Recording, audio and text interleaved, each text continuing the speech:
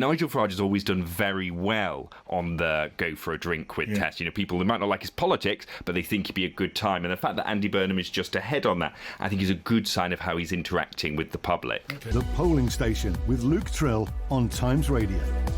And Luke is here with me in the studio with a bundle of data, the latest from the opinion polls. Welcome to you, Luke. Great to be with you. So look, we're 5 weeks or so into Andy Burnham's premiership. What's the state of the parties? Well, we've got Labour on 27%. That's the fourth consecutive week we've had them at 27%.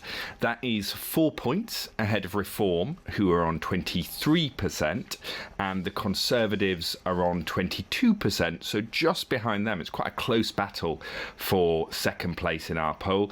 I should say as well, this is the first time we have prompted for Restore Britain, Rupert Lowe's party, in our poll, and they took 4% in their debut, which might be affecting that Reform score. It might be one of the things which is pushing Reform a little bit lower, because we know they also take votes from that section of the right. And what about Andy Burnham himself? How's his popularity holding up?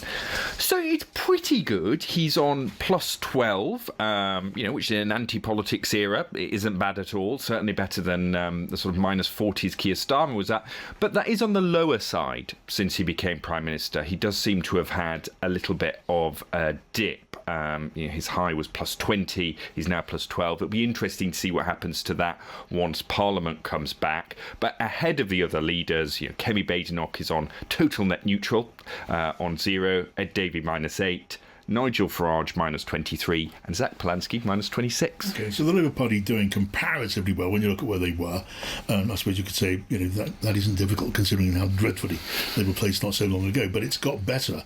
Now, what about the country's view of the way the government is handling with big issues? Yeah, this is rather less positive for the government. The best is Ukraine, but they're still on minus 3 there. 26% think well, 29% badly. But on cost of living, the biggest issue of the moment, their net rating is minus 54. 68% of Britons say the government is doing badly here. Similarly, asylum, levels of immigration, despite that more positive news on the asylum backlog today, way underwater as well. So I think what we're seeing from that polling, if you take those three data points together, is people are willing to give this new government the benefit of the doubt, but they're not yet convinced they're making progress on some of those big issues. Now, a word on the Sussexes. Harry and Meghan, they landed back in this country this week.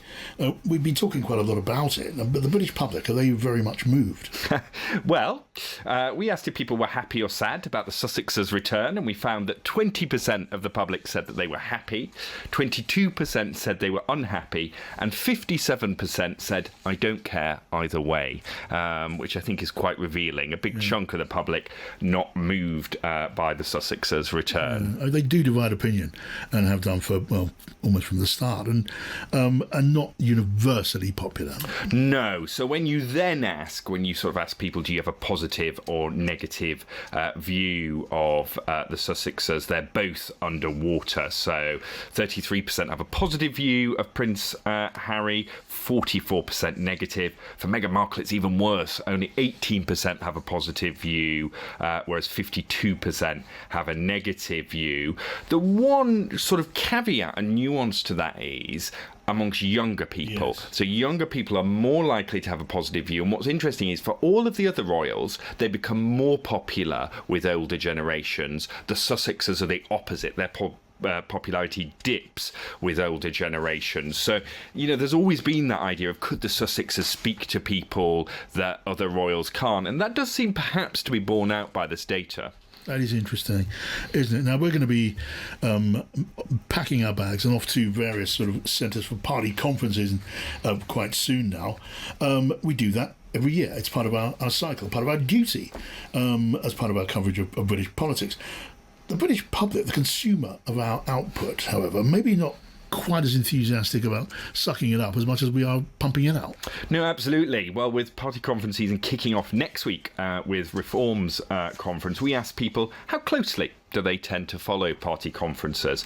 And 31% of Brits said they follow them at least fairly closely, whereas 64% said not very closely or not closely at all. And I slightly suspect some of those in the fairly closely category might have been over-exaggerating their engagement.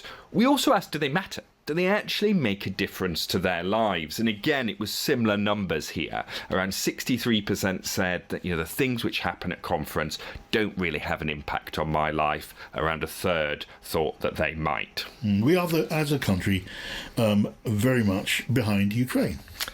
We are, absolutely. So as Andy Burnham made his first trip to Ukraine, we had a look at support for Ukraine, and in particular, how important Brits think Ukraine is for us here in the UK. And there's been some question, would there be Ukraine fatigue? Would people go? Actually, we found that numbers are pretty solid. So 2/3 say that Ukrainian victory is important to us here in the UK.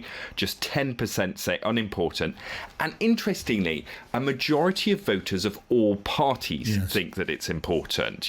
That's quite unusual. In other countries, there's much more polarisation. And a stat I often use is the average Reform voter in the UK, when you ask who they sympathise with more, Ukraine or Russia, is more supportive of Ukraine than the average member of the public in France, the USA, Germany or Poland. So very little polarisation. I can see why Ukraine draws so much encouragement, as much as it does, from British support. It's been a consistent feature of British government policy, but also, the sentiment of the British public too.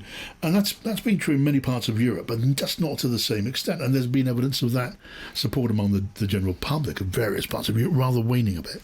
Rather waning, and then, yes, particularly some of those parties of the populist right, voters for National Rally, for instance, in France, the AfD in Germany, of course, the Republicans in the US, less supportive of Ukraine. That pattern just doesn't seem to be the same here. Okay, let's a bit more about what we think about our politicians. And obviously, no one is massively loved, and that's the feature of British politics and British public opinion. But Burnham, I see here, passes what you might call the beer test. 24% name him as a leader they'd quite like to have a beer with. It's not a massive number, but it's better than some. It's not a massive number, and I think one of the reasons we use these questions is they get to those kind of intangibles and what people think about party leaders. And the reason that it's not a bad number for him, 24%, is that he's 4 points ahead of Nigel Farage, who's on 20%. And Nigel Farage has always done very well on the go for a drink with test. People who might not like his politics, but they think he'd be a good time. And the fact that Andy Burnham is just ahead on that, I think, is a good sign of how he's interacting with the public. Okay, well, so far, so comparatively good. Comparatively. Andy Burnham. Let's do it again next week. Thank you. Thank you, Luke Tryl there from More in Common. Pino and Friends coming up.